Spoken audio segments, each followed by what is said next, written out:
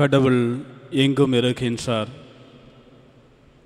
கடவுள் எங்கும் வியாபித்திருக்கின்றார் என்பது கடவுளுடைய 6 பண்புகளில் ஒன்றாக நமக்கு கொடுக்கப்பட்டிருக்கின்றது கத்தோலிக்க மறைக்கல்வி நூலிலே. ஆக கடவுள் எங்கும் இருக்கின்றார், தூணிலும் இருக்கின்றார், துரும்பிலும் இருக்கின்றார். இந்த கடவுள் உங்கள் வாழ்க்கையிலும் இருக்கின்றார், என் வாழ்க்கையிலும் இருக்கின்றார். இந்த கடவுள் எல்லா சூழ்நிலைகளிலும் நம்மோடு இருக்கின்றார். எல்லா சூழ்நிலைகளிலும் கடவுள் நம்மோடு இருக்கின்றார் என்றால், எல்லா நேரத்திலும் கடவுள் நம் வாழ்க்கையில் இருக்கின்றார் என்றால், நம்முடைய துன்ப நேரத்தில் அவர் எங்கே செல்கின்றார்? நம்முடைய துயர நேரத்தில் எங்கே செல்கின்றார்? நாம் கஷ்டப்படுகின்ற பொழுதும், நாம் கண்ணீர் சிந்துகின்ற பொழுதும், நாம் வாழ்க்கை முடிந்துவிட்டது என்று அழுது புலம்பிக் கொண்டிருக்கின்ற பொழுது இந்த கடவுள் எங்கே சென்று விடுகின்றார் என்ற கேள்வி நமது மனதிலே எழலாம். அதற்கான பதில்தான் இன்றைய நற்செய்தி வாசகம். இன்றைய நற்செய்தி வாசகத்தை நீங்கள் கூர்ந்து கவனித்தீர்கள் என்றால், நான் இப்பொழுது சொன்ன அனைத்திற்கும் அங்கே உங்களுக்கு விடை கிடைக்கும், பதில் கிடைக்கும். ஆண்டவர் இயேசு கிறிஸ்துவும் அவருடைய சீடர்களும் கப்பலிலே, படகிலே பயணம் செய்து கொண்டிருக்கின்றார்கள். பயணம் செய்து கொண்டிருக்கின்ற பொழுது திடீரென்று பெருங்காற்று வீசுகின்றது, புயல் அடிக்கின்றது, பேரலைகள் அந்த படகின் மீது மோதுகின்றன. சீடர்கள் அனைவரும் அச்சம் கொள்கிறார்கள், எல்லாம் பயப்படுறாங்க.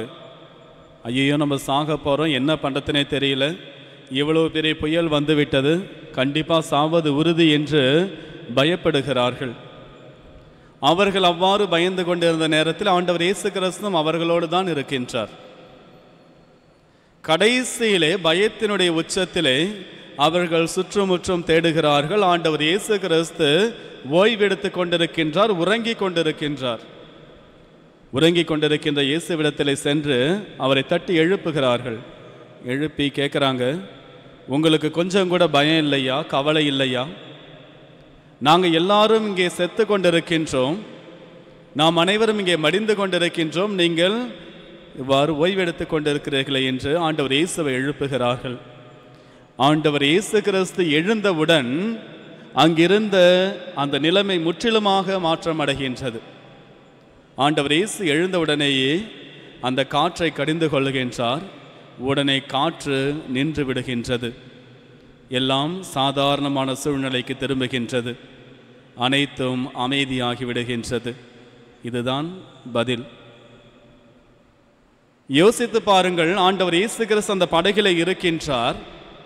அந்த படகில் ஆண்டவர் இயேசு கிறிஸ்து இருக்கின்ற பொழுதுதான் இத்தனை குழப்பங்களும், இத்தனை அச்சங்களும், இத்தனை துன்பங்களும், இத்தனை ஆபத்துகளும் அங்கே வந்து கொண்டிருந்தன. ஆனால் எப்பொழுது உறங்கிக் கொண்டிருந்த ஆண்டவரை அவர்கள் எழுப்பினார்களோ அப்பொழுது அனைத்தும் மறைந்து விட்டது. நம்முடைய வாழ்க்கையிலும் அப்படிதான். ஆண்டவர் நம்மோடு இருந்து கொண்டிருக்கின்றார், ஆண்டவர் நமக்குள் இருக்கின்றார், ஆண்டவர் நமது வாழ்க்கையில் இருக்கின்றார். நமது வாழ்க்கையிலே நாம் அனுபவிக்கின்ற துன்பங்களையும் துயரங்களையும் நாம் அதிலிருந்து வெளிவர வேண்டும் என்றால் நமக்குள் இருக்கின்ற ஆண்டவரை நாம் எழுப்ப வேண்டும். எப்பொழுது நீங்கள் உங்களுக்குள் இருக்கின்ற அந்த ஆண்டவரை எழுப்புகிறீர்களோ, எப்பொழுது நமக்குள் இருக்கின்ற அந்த ஆண்டவரை நீங்கள் தேடுகின்றீர்களோ, அப்பொழுது நமது வாழ்க்கையில் இருக்கின்ற இந்த பிரச்சனைகளும், இந்த குழப்பங்களும், இந்த எல்லா ஆபத்துகளும் தீர்ந்து போகும். நாம் அந்த ஆண்டவரை எழுப்ப வேண்டும். ஆண்டவர் நமக்குள் இருக்கின்றார், அவரை நாம் எழுப்ப வேண்டும். எப்பொழுது எழுப்புகின்றோமோ அப்பொழுது அனைத்தும் சரியாகிவிடும். எரேமியா இறைவாக்கினர் மிக அழகாக சொல்லுகின்றார், இந்த இஸ்ராயல் மக்கள் அனைவரும் நாடு கடத்தப்படுகிறார்கள். பாபிலோன் தேசத்திலே அடிமைகளாக அங்கே வாழ்ந்து கொண்டிருக்கின்றார்கள். அடிமைகளாக அவர்கள் இன்னலுறுகின்ற துன்பத்திற்கு அளவே கிடையாது. துன்பத்திலும் துயரத்திலும் அழுந்து புலம்பிக் கொண்டிருக்கின்றார்கள். அந்த நேரத்திலே எரேமியா இறைவாக்கினர் வழியாக இந்த இஸ்ராயல் மக்களுக்கு கடவுள் செய்தி ஒன்றை அனுப்புகின்றார். 29வது அதிகாரம் 12வது வசனம், 13வது வசனம், அந்த 14வது வசனத்துடைய முதல் பகுதி. இதை நீங்கள் வாசித்தீர்கள் என்றால் அழகாக கொடுக்கப்பட்டிருக்கின்றது. கடவுள் சொல்லுகின்ற அந்த மக்களை பார்த்து, உங்களுடைய துன்ப வேளையிலே நீங்கள் என்னை நோக்கி கூக்குரலிட்டு அழைப்பீர்கள், அப்பொழுது நான் உங்களுக்கு செவி கொடுப்பேன். நீங்கள் என்னை தேடுவீர்கள், உங்களுடைய முழு உள்ளத்தோடு என்னை நீங்கள் தேடுகின்ற பொழுது என்னை நீங்கள் கண்டடைவீர்கள். ஆம், என்னை கண்டடைவீர்கள் என்கிறார் ஆண்டவர். நாம் அந்த கடவுளை முழு உள்ளத்தோடு எப்பொழுது தேடுகின்றோமோ அப்பொழுது நாம் அவரை கண்டடைவோம். நம்முடைய வாழ்க்கையில் பிரச்சனைகள் வருகின்ற பொழுது நாம் அவரை தேட வேண்டும். அவர் நமக்குள் தான் இருக்கின்றார். அவரை எழுப்ப வேண்டியதும் அவரை தேட வேண்டியதும் நம்ம ஒவ்வொருடைய கடமை. இந்த இஸ்ரேல் மக்கள் அந்த துன்ப நேரத்திலே அவர்கள் சரியாக ஆண்டவரை நோக்கி எப்பொழுது வந்தார்களோ, எப்பொழுது ஆண்டவரை நோக்கி கூக்குரலிட்டு அவரை அழைத்தார்களோ, அப்பொழுதுதான் அவர்கள் அந்த அடிமைத்தனத்திலிருந்து விடுதலை பெற்றார்கள். இன்று நீங்களும் நானும் இந்த அடிமைத்தனத்திலிருந்து விடுதலை பெற வேண்டும் என்றால், நம்முடைய கண்ணீர், கவலை, துன்பம், துயரம் என எல்லாவற்றிலிருந்து நாம் விடுதலை பெற வேண்டும் என்றால் நாம் அவரை தேட வேண்டும். நாம் அவரை கூக்குரலிட்டு அழைக்க வேண்டும். நமக்குள் இருக்கின்ற இறைவனை நாம் எப்பொழுது சரியாக முழு உள்ளத்தோடு தேட ஆரம்பிக்கின்றோமோ அப்பொழுது நாம் அவரை கண்டடைந்து விடுவோம்.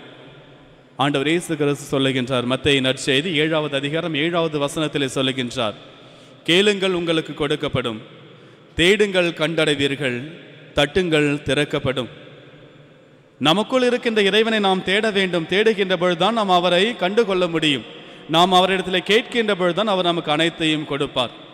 ஆக அதுவரையில் நாம் அவரை முழுமையான முழு உள்ளத்தோடு தேடிக்கொண்டு இருக்க வேண்டும். எவையெல்லாம் ஆண்டவரை தேடுவதை தடுக்கின்றது என்பதை சிந்தித்து பாருங்கள். எங்கும் இருக்கின்றார் கடவுள், நம் வாழ்விலும் இருக்கின்றார், நம் உள்ளத்திலும் இருக்கின்றார். ஆனால் நம்மால் அவரை கண்டுகொள்ள முடியவில்லை. காரணம் என்ன? ஏன் கண்டுகொள்ளாமல் இருக்கின்றோம்? கண்டுகொள்ள முடியாமல் இருக்கின்றோம்? நம்முடைய பாவங்கள். நம்முடைய பாவங்களே மிகப்பெரிய திரையாக இருந்து ஆண்டவரை கண்டுகொள்ள முடியாமல் இருக்கின்றது. நம்முடைய பேராசைகள், நம்முடைய தீய எண்ணங்கள், நம்முடைய கவலைகள், நம்முடைய கண்ணீர், சில நேரத்தில் நம்முடைய துன்பங்கள் இந்த இறைவனை கண்டுகொள்ள முடியாமல் தடுத்து நிறுத்துகின்றது. இப்பொழுது நாம் பாவங்களில் இருந்தும், நம்முடைய பேராசையிலிருந்தும், நம்முடைய தீய எண்ணங்களில் இருந்தும் நாம் விலகி வருகின்றோமோ அப்பொழுதுதான் இந்த இறைவனை நம்மால் கண்டுகொள்ள முடியும். இறைவன் ஒவ்வொரு நாளும் நமது உள்ளத்தினுடைய அருகிலே நின்று தட்டி கொண்டிருக்கின்றார்.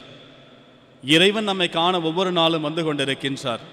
ஆனால் வந்து கொண்டிருக்கின்ற அந்த இறைவனுடைய குரலை நம்மால் கேட்க முடியாமல் செல்வதற்கு காரணம் இவைகள்தான். பல நேரத்தில் நம்முடைய துன்பங்கள் மிக அதிக அளவிலே சென்று விடுகின்றது. நம்மால் இறைவனை கண்டுகொள்ள முடியாமலும் அவருடைய குரலுக்கு செவி கொடுக்க முடியாமலும் சென்று விடுகின்றோம். திருவெளிப்பாடு 3வது அதிகாரம் 20வது வசனத்திலே சொல்லப்படுகின்ற வார்த்தைகள், இதோ நான் உங்களுடைய உள்ளத்தினுடைய கதவருகில் நின்று தட்டி கொண்டிருக்கின்றேன். யாராவது எனது குரலுக்கு செவி கொடுத்து கதவை திறந்தால் நான் அவர்களோடு சென்று அவர்களோடு உணவருந்துவேன் என்று சொல்லுகின்றார். நாம் கடவுளை தேடுகின்ற பொழுது நாம் நிச்சயம் கண்டுகொள்வோம். ஏனென்றால் ஒவ்வொரு நாளும் அந்த இறைவன் நம்மை தேடி வந்து கொண்டிருக்கின்றார். ஒவ்வொரு நாளும் நமக்குள் இருந்து கொண்டு நம்மை அழைத்து கொண்டு இருக்கின்றார்.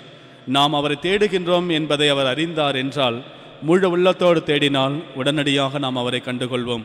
உறங்கிக் கொண்டிருக்கின்ற அந்த இறைவனை தட்டி எழுப்ப வேண்டியது நம்முடைய கடமை. எப்பொழுது நாம் அவரை முழு உள்ளத்தோடு தேடுகின்றோமோ, தட்டி எழுப்புகின்றோமோ, அப்பொழுது நம்முடைய வாழ்வில் இருக்கின்ற கவலைகளும் கண்ணீரும் பிரச்சனைகளும் துன்பங்களும் ஆபத்துகளும் என எல்லாம் அழிந்து போகும். இறைவனை தேடுவோம். ஆமீன்.